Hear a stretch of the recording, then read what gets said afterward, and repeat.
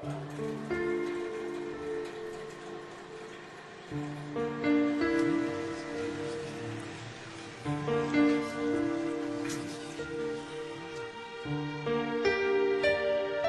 20th century. How turbulent, how revolutionary it was. Filled with wars, dictators of a kind that had never been seen before. It was the century of suffering, catastrophes, natural disasters, and terror. But it was also the century of happiness. Yes, it certainly was. And it went by so fast, compressing time, that we didn't have a chance to stop and reflect. And we should. We should look back and examine its results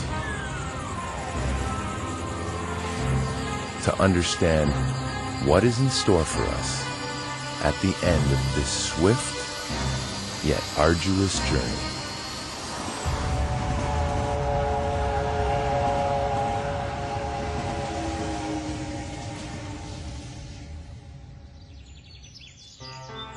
Professor Michael Lightman predicted the current state of the world almost 15 years ago, but we didn't want to listen.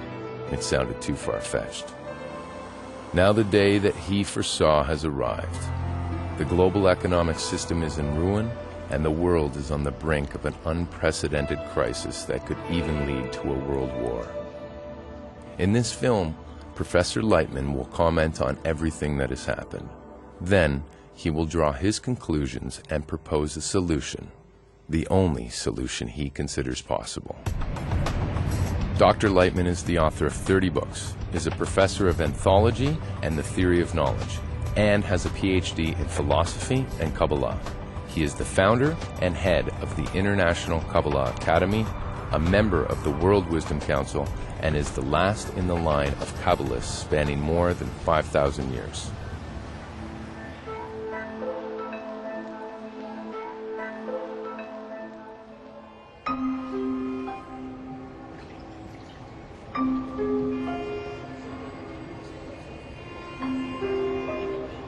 What do you think about the past century, Professor Lightman? It was an amazing century that by its end finally made humanity ask the essential questions about the meaning of life. In the 20th century, people began to feel increasingly uncomfortable. They were beginning to ask questions they had never even pondered, such as, what am I doing in this world? Why was I born? What will happen tomorrow? What will happen in an instant? Where is my life headed? Is it destiny? God? When do we ask ourselves such questions? Only when we suffer. People have experienced a lot of suffering in the 20th century. It was a period that battered humanity and drove it to an impasse.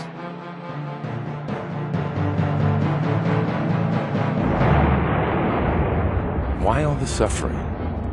Why was it so brutal in the 20th century? And why aren't you answering? Because we have very little time left. And we're being warned about it. What do you mean? A great disaster is approaching. It's been predicted. Only a handful of people may survive, and they will eventually achieve all that humanity is still refusing to achieve. It could happen in an instant. We've already seen how such things can happen.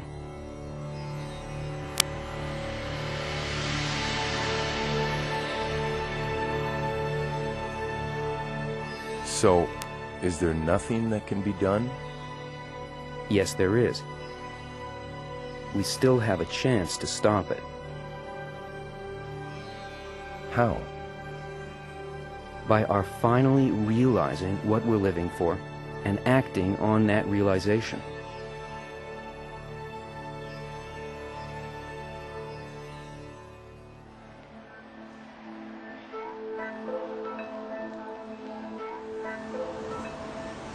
With the beginning of the 20th century came the first appearance of the cinema. It seemed like an innocent invention, an oddity. But actually, a great idea was revealed to the world, which led to unfathomable consequences. Think of it. A person sits in front of a movie screen and is suddenly able to connect to the entire world. We don't need to live many lifetimes. Instead, we can live them here and now. Imagine a simple person in a small town. His life is nothing more than boring work, family duties, and constant worries. Suddenly, he's standing in an audience alongside the royal family.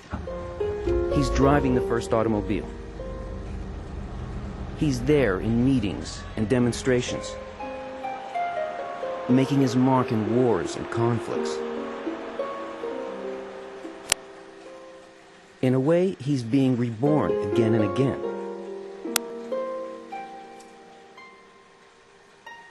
Cinema allows us to identify completely with the characters on the screen.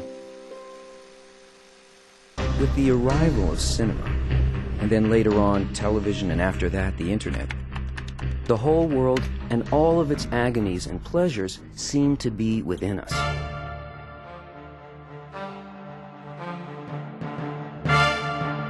With all of its revolutions and wars, we've become infused with the desire, the suffering, and the joy of the entire world. All this happened within the span of a single human lifetime. And all these inventions are intended to help us feel one another. No matter how distant and alien, to feel, to understand, and to love.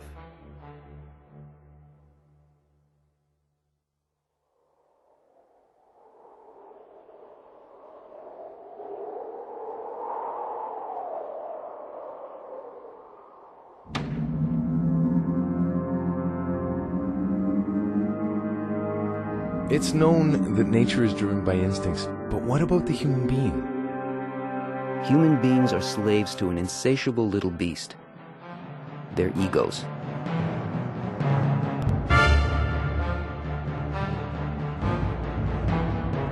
The frightening part is that this beast is impossible to satisfy. The 20th century is a stark example of that.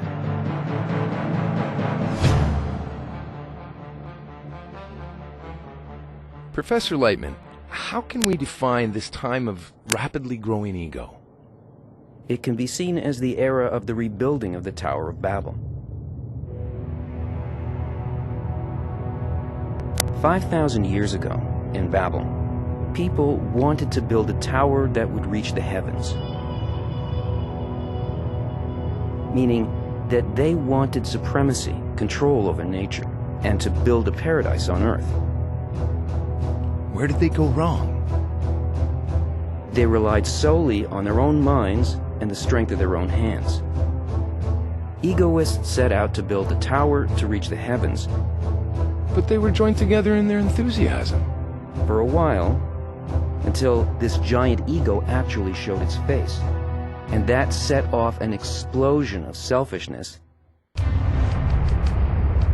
that ended in mayhem, hatred, suffering, and wars that filled the earth. People stopped understanding each other.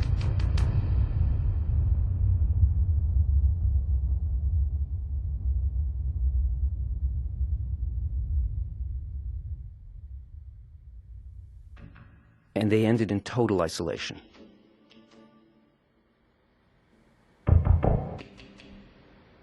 The world had embarked on the precipitous path that culminated in the heights of egoism in the 20th century. The 20th century saw a new attempt to build the Tower of Babel.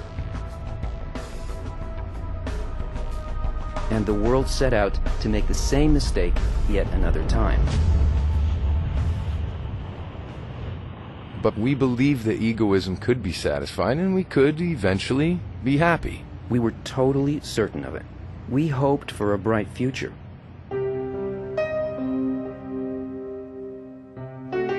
And in this expectation, we began exploring space. I remember the joy that we felt when the first man was sent into space, when Neil Armstrong stepped on the moon. People seriously discussed whether there was life on Mars, and we wanted to explore the universe. All possibilities seemed so real. We were sure that we could conquer disease, that machines would replace human labor. We thought that people would have more time to read, to think and create, that the work week would be shorter, that we'd devote more time to the family. We expected scientific and technical progress to make our lives better and easier. And what have we accomplished? People are now working more rather than less.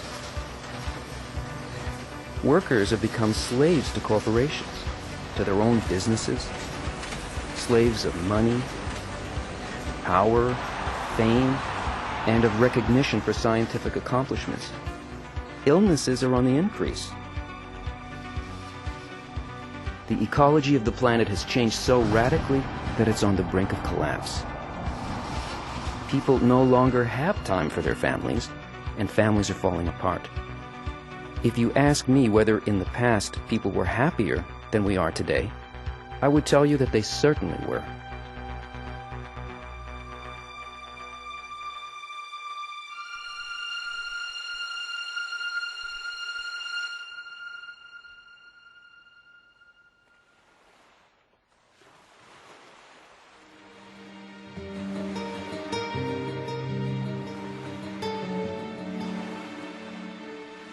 There is a law that surrounds us, the law of balance and harmony,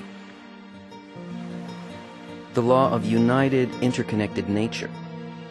How can we continue to exist when we're opposite to that law? It's impossible. The sooner we realize it, the less we'll suffer. If we don't, we'll get negative feedback, correcting us more forcefully and harshly all the time until we agree to be happy and to live by the higher law of equality, brotherhood, unity, and love.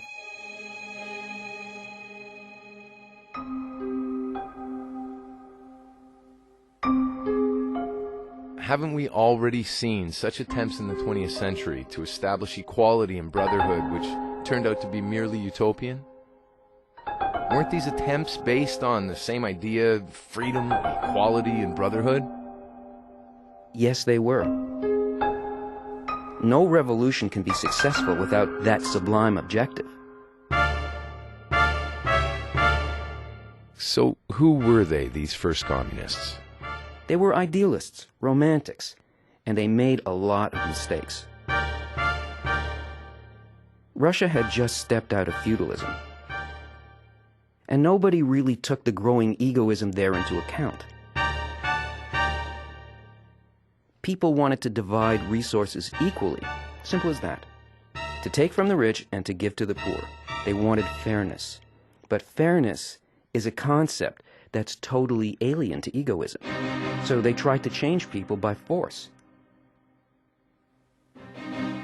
Communist regimes emerged in Russia, China, Korea, and South America. Kibbutzim were formed in Israel. It was a first attempt to create a just society. And it failed. Nothing can be built on egoism. It's the same as building on a swamp. It'll suck you in and destroy you. And so this illusion of building a just society was naturally destroyed by the very same people who built it. Why? Because the purpose was wrong. Making the rich disappear? Making the rich disappear is not the goal. Peace to the shacks and war to the palaces is not the goal. Even equality for all? Even equality for all isn't the goal. So what is the goal? The true goal is to correct the egoism and to live according to the law of love and bestowal. That is the real purpose. To keep the law of nature that surrounds us. This is the true goal. But humanity chose a different path and has come to a complete impasse.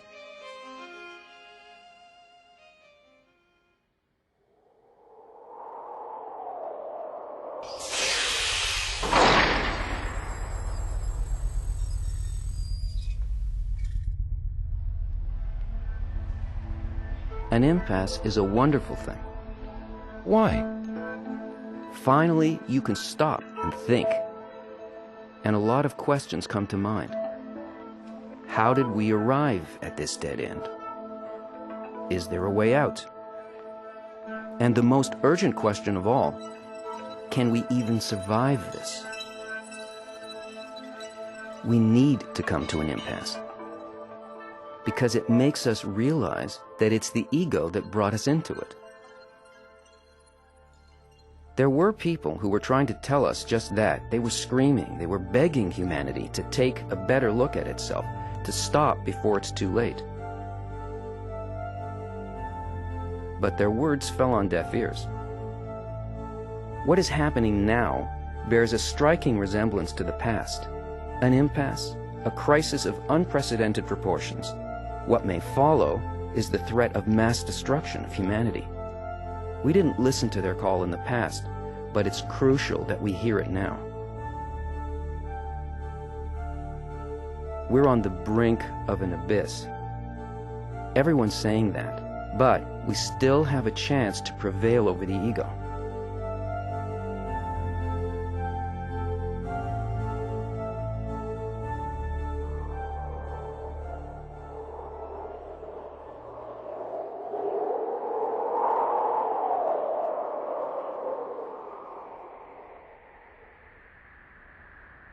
Egoism can't be subdued because it's our nature. You can't argue with your ego. It can't be convinced by arguments or sermons. You can't bribe your ego because it can never be satisfied. Does that mean that there is no way out? What can be done with it? You can only correct the ego, transform it. You can do it. Nature itself shows us how. Look at this peaceful and happy picture. A mother and a child. The more pleasure this mother gives to her child, the more pleased she feels. If only the whole world was like this, experiencing happiness through the happiness of another. May love bind us and bond us. But is it possible? We won't survive if we don't.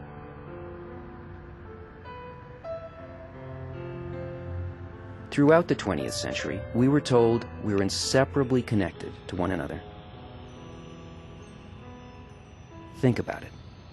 If there's suffering, whether it's a person or a country, you can't stay indifferent, much less take pleasure in it.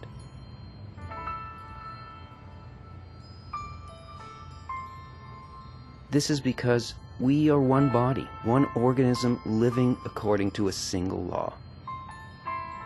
The law of whole living bodies, the law of universal love. If we breach this law, we will be punished. And right now, everything we're doing goes against this law. We're choosing to live according to the law of destruction, the law of egoism. But there is no such law in nature. Don't you see? There's only one law. The law of love. The law of one organism. And this will repeat as many times as necessary. More than 7 billion cells inside of us live with the sake of each other in mind. Individually, each cell is egoistic. But to survive, each and every cell knows that it has to unite. The organs of the body don't serve their own needs. They serve the whole body. That's how every organism works, because that's the principle of life, and it's obeyed by every organism in nature. The law of absolute bestowal and love and inseparable connection. Because this law rules everything, the entire universe, inanimate and living, everything. Each of us is one out of 7 billion particles in a giant and united organism called our world. If we don't want to be forced to realize it, then let's do it today. What should we do? We need to charge all media, advertising and education is the most important, with the task of planting a small thought in people's minds that they are a part of a common organism, and that a higher law of love surrounds us. Because thought is the most potent weapon. If human thought would only focus on how to learn love, if we would keep returning to that thought, trying to live in it, never leaving it, everything would change in an instant. With a passionate desire to love as our constant thought, we would draw that law upon us and make it affect us. And that higher law of love would help us. It would surround us and hold us like a mother wrapping her child in her arms. It would start to change us, making us similar to it. Why? Because we wanted to unify with it. And that's the secret. We accepted it. And for the first time, we wish to unify with it, to heed its call. This will be unprecedented in human history and will bring us its sudden positive impact. We'll see that the world around us is friendly, that an act of love doesn't consume energy, it creates it. We will finally realize what love actually is. The readiness to care for another person's well-being and to serve another and not oneself. This is love. But we have to hurry now and urgently run to become happily and truly loving and loved. In this lifetime, we must do it.